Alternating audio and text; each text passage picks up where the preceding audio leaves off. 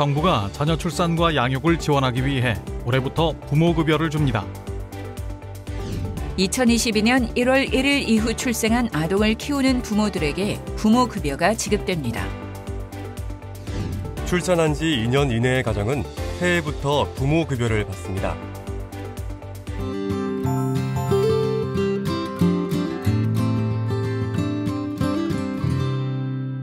안녕하세요. 육아정책연구소 박은정입니다. 우리나라 합계 출산율은 0.78명으로 여전히 세계 최저 수준입니다. 초저출산 시대에 대한민국에 태어난 아이들이 건강하게 성장하는 것은 우리의 미래를 위한 가장 최우선 과제입니다. 미래 세대의 양육은 부모 개인의 몫을 넘어선 국가와 사회가 함께 동참해야 하는 사회적 책무입니다. 이러한 사회적 공감대를 바탕으로 윤석열 정부는 부모의 양육 부담을 획기적으로 경감해주기 위한 부모급여 제도 도입을 발표하였습니다. 부모급여는 영유아를 둔 부모의 양육비 부담을 완화해주고 출산과 양육 시 발생하는 소득 감소를 보완하는 소득 보장의 일환입니다.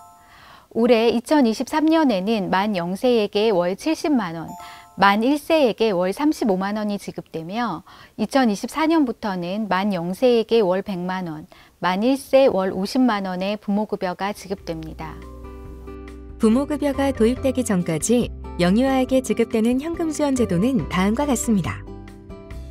2022년 영아수당이 도입되면서 가정 양육수당을 영아수당과 중복 수급하지 못하도록 함으로써 0, 1세에 대한 현금 지원은 영아수당과 아동수당으로 정리되었습니다. 그래서 0세에서 1세까지 아동수당은 10만 원, 영아수당은 시설을 이용하지 않는 영아는 현금으로 월 30만 원을 지급했고 시설을 이용하는 영아는 보육료를 바우처 형식으로 월 50만 원을 지급했습니다.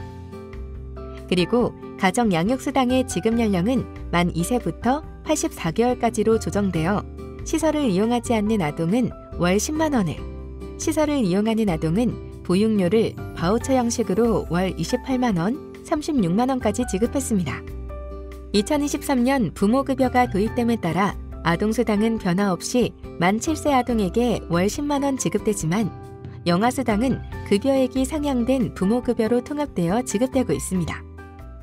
그럼 올해부터 도입된 부모급여의 대상과 비용은 어떻게 될까요? 보건복지부에서 배포한 2023년 부모급여 사업 안내에 자세하게 안내되어 있습니다. 부모급여 제도는 2022년 1월 1일 이후에 출생한 아동에 대해 지원되는 월 단위 보편수당입니다.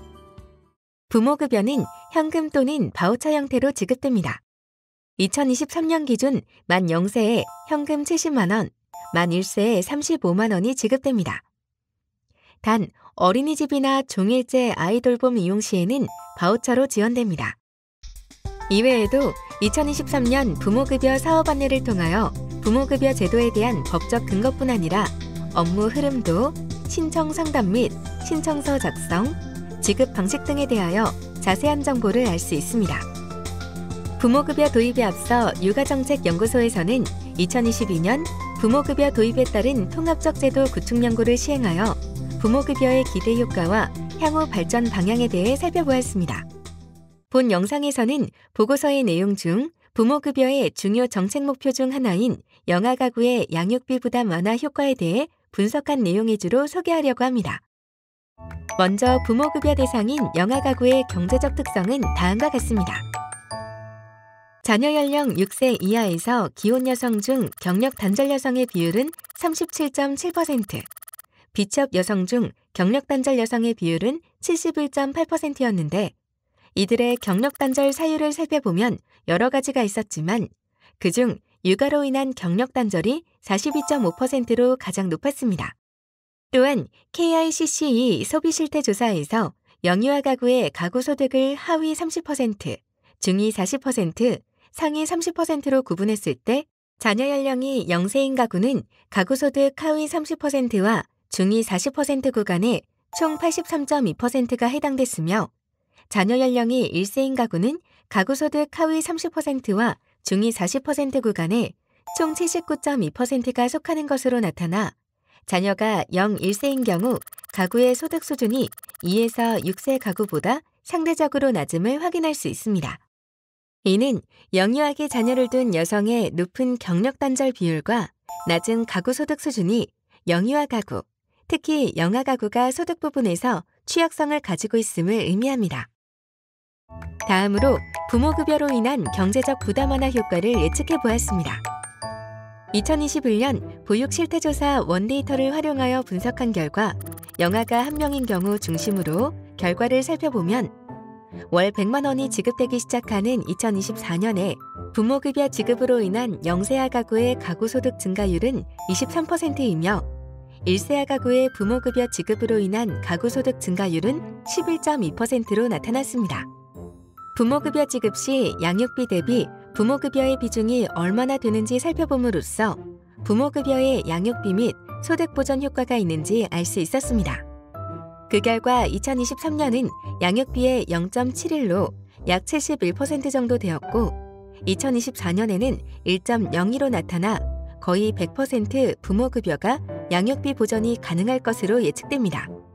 특히 2024년 0세인 경우 1.35와 1.38로 모두 양육비 대비 부모급여의 비중이 1을 넘어가는 것으로 나타나고 있습니다. 다음으로 가계 동향조사 결과에서 소득분위별 월 평균 근로소득을 추출하고 육아휴직급여액의 근로소득 대비 실질소득 대체율을 산출한 결과 실질소득 대체율이 높은 집단에서는 육아휴직급여를 사용하기 어렵고 상대적으로 사용 가능성이 높은 집단에서는 실질소득 대체율이 낮게 나타남을 알 수 있습니다.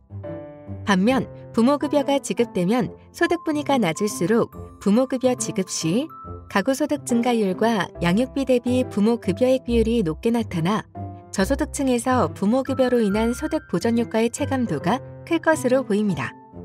2024년 기준 부모급여가 양육비에서 차지하는 비율은 1, 2, 3분위에서 1 이상으로 효과가 더 큰 것으로 나타났습니다.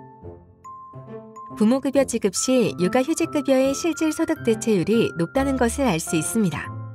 만 0세에게 월 70만 원, 만 1세에게 월 35만 원이 지급되는 2023년에는 실질소득 대체율이 0세는 76.2%, 1세는 64.1%로 육아휴직급여 제도가 목표하는 80% 이상의 소득 대체율보다는 조금 낮았지만 소득 분위별로 살펴보면 소득이 낮은 가정일수록 소득 대체율 비율은 높아졌습니다. 만 0세에 월 100만 원, 만 1세에 월 50만 원의 부모급여가 본격적으로 실시되는 2024년의 부모급여 지급 시에는 전체 실질 소득 대체율은 0세 86.8%, 1세 69.3%로 약간 상승하는 것을 알 수 있습니다. 소득이 낮을수록 실질 소득 대체율 효과는 컸습니다. 이러한 경향은 23년에 비해 24년에 더 크게 나타났습니다. 부모급여로 인해 육아휴직의 소득 대체율이 높아졌다는 것은 영아 부모가 소득 상실을 걱정하지 않고 육아휴직을 안심하고 쓸 수 있도록 도와주어 아이와 함께 보내는 시간을 확보할 수 있다는 것을 의미합니다. 부모급여는 보편적인 정액급여이면서 부모들의 체감도를 높일 수 있을 정도의 급여 수준을 확보하고 있어 부모의 양육비용 부담 경감과 영아 가구의 소득보장 효과는 분명히 있을 것으로 보입니다.